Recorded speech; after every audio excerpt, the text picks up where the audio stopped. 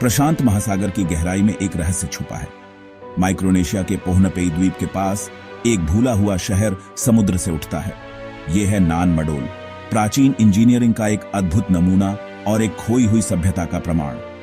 प्रवाल भित्तियों पर बना यह शहर नहरों से जुड़े लगभग 100 कृत्रिम द्वीपों से मिलकर बना है। नान मडोल नाम का अर्थ है बीच की जगहें। पानी पर बसे इस शहर के लिए एकदम सही वर्णन। इसकी ऊंची बेसाल्ट दीवारें और रहस्यमयी संरचनाएं सदियों से खोजकर्ताओं और विद्वानों को मोहित करती रही हैं। इस शहर को बनाने वाले लोग कौन थे? उनका उद्देश्य क्या था? ये ऐसे सवाल हैं जो आज भी हमें परेशान करते हैं।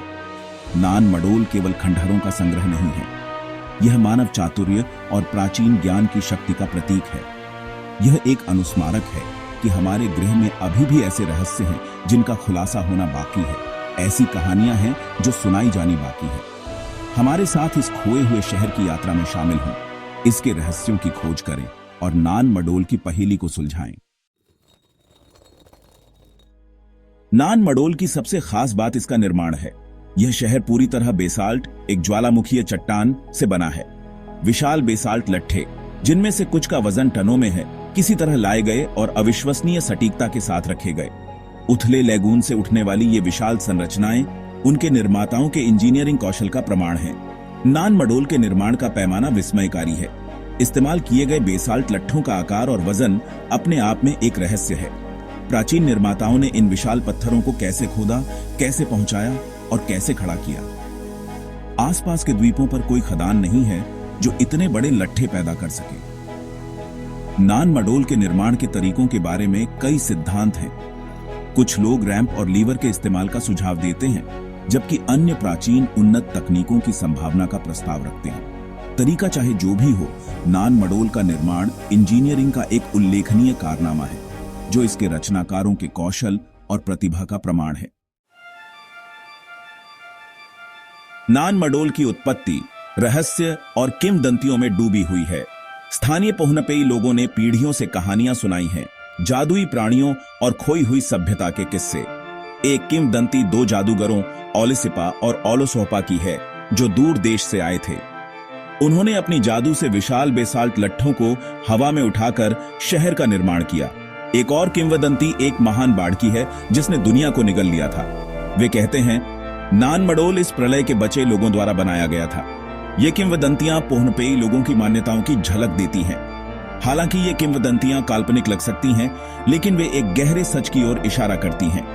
वे बताती हैं कि नान मडोल केवल एक शहर नहीं था, बल्कि एक पवित्र स्थल था।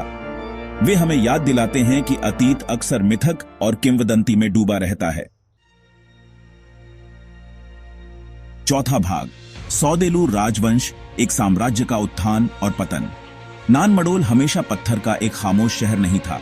यह कभी सौदेलूर राजवंश, एक शक्तिशाली सभ्यता का संपन्न केंद्र था, जिसने सदियों तक पोहनपेई पर शासन किया। सौदेलूर एक पदानुक्रमित समाज था, जिसमें एक कठोर जाति व्यवस्था और एक शक्तिशाली शासक वर्ग था। उन्होंने व्यापार, धर्म और पोहनपेई में जीवन के हर पहलू को नियंत्रित किया। सौदेलूरों ने नान मडोल को अपने राजनीतिक और औपचारिक केंद्र के रूप में इस्तेमाल किया। शहर की दीवारों के भीतर उन्होंने अनुष्ठान किए, सरकार चलाई और सापेक्ष विलासिता में रहे। इस बीच आम लोगों को शहर में प्रवेश करने से मना किया गया था। उन्हें अपने शासकों को भोजन और श्रम की भेंट लाने की आवश्यकता थी। सौदेलूर राजवंश अंततः विद्रोह और शायद उनके अपने अहंकार के कारण ढह गया। किंवदंती है कि उनका शासन अत्याचारी होता गया, जिससे उन लोगों ने उन्हें उखाड़ फेंका जिन पर उन्होंने अत्याचार किया था। सौदेलूरों का पतन एक युग के अंत का प्रतीक था और नान मडोल को धीरे धीरे छोड़ दिया गया।